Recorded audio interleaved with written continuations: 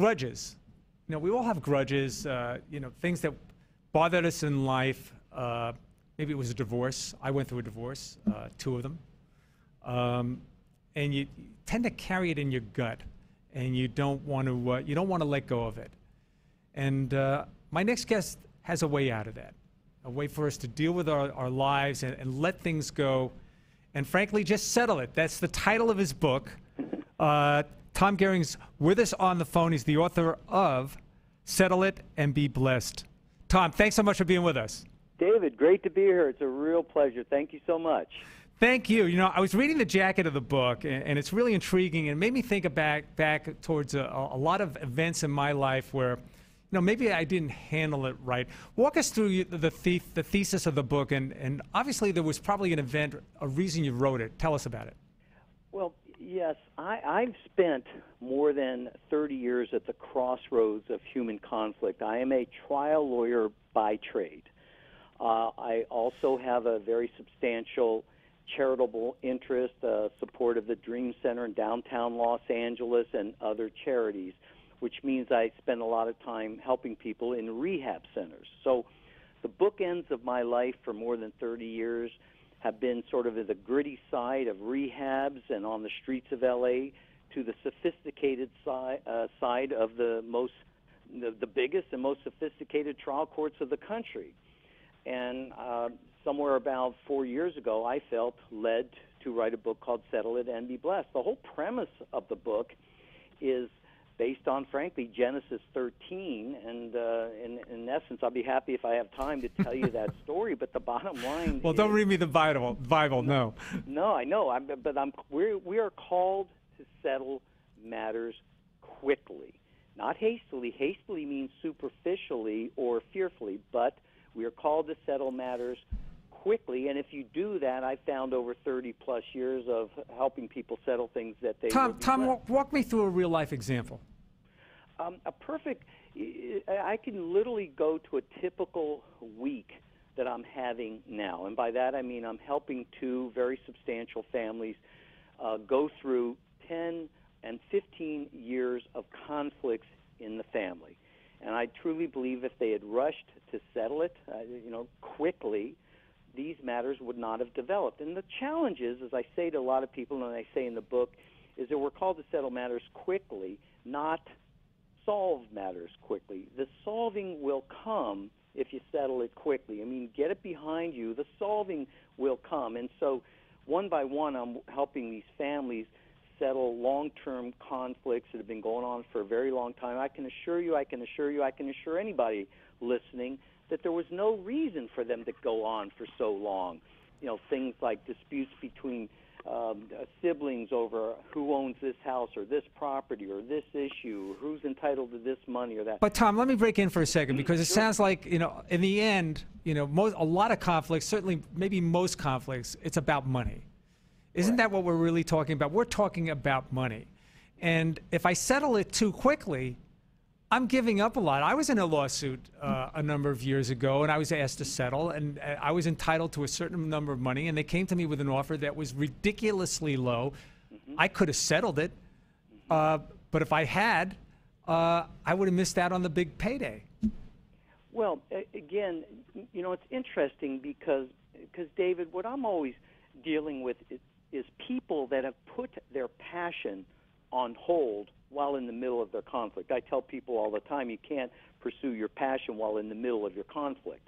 And by that I mean I'm used to people of being in conflict so long they've left their passion basically on the sidewalk somewhere. So my point is, yes, you're still called to be a steward, and in essence, try and get what's fair in some situations. But I also say, and it's very true, David, it's very true, the one that sacrifices nothing learns and discerns nothing. In other words, all resolution comes down to some sacrifice. You have to sacrifice something, or you could be in conflict forever. Now, maybe you weren't. Maybe you put enough time in to do as well as you should. I still would have told you, hey, get it settled a little sooner and sacrifice a little more. Yeah, but I would have given up. I would have given up a lot of money if I had done that. And I can see, the lawyers always seem to want to settle things very quickly because, you know, they want that money. And I don't mean to take the other side to be argumentative about it, but, you know, sometimes you got to fight for what you believe in, don't you?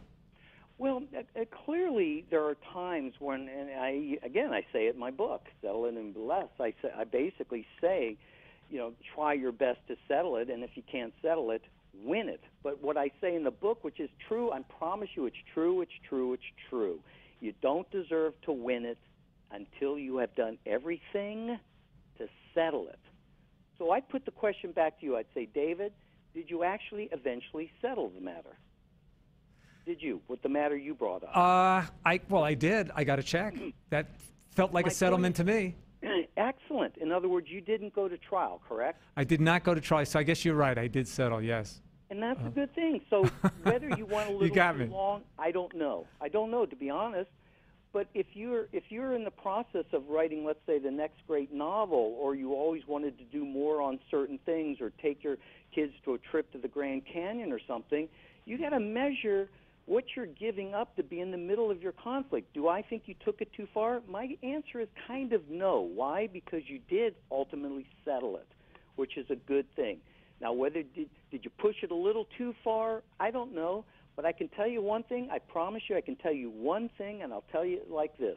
You did, David, push it too far if you sacrificed nothing. Because if you sacrificed nothing, you learned and discerned nothing, and you're the type that'll be in multiple conflicts all your life. Let me take it to the world of, you know, your world. You're an attorney, and to the world of, you know, divorce. Yes, because I would imagine that's where a lot of this really comes up. Two people fall in love, they live a life, they have kids, and for whatever reason, it's over. And I've learned the hard lesson: when it's over, it is over. There is no going back. The best way is to try to get out of this thing in an amicable way. It often doesn't, and it often ends up in a grudge match. Is that how you can, you know, help people out of this? Is with a mindset like you're giving them? Absolutely. You know, I've mediated so many divorce situations and et cetera, that I can't even tell you. The number is so large I couldn't tell you. But you spend a lot of time with couples also working typical type of principles that, you know, you should settle these issues quickly, because otherwise, one thing I didn't quite agree with you with is I find in my world out here that trial lawyers and lawyers want the matter to not settle quickly. In other words, walk me through that, because my lawyer, very first offer they gave me, he said, "Yeah, that's good. Let's get it."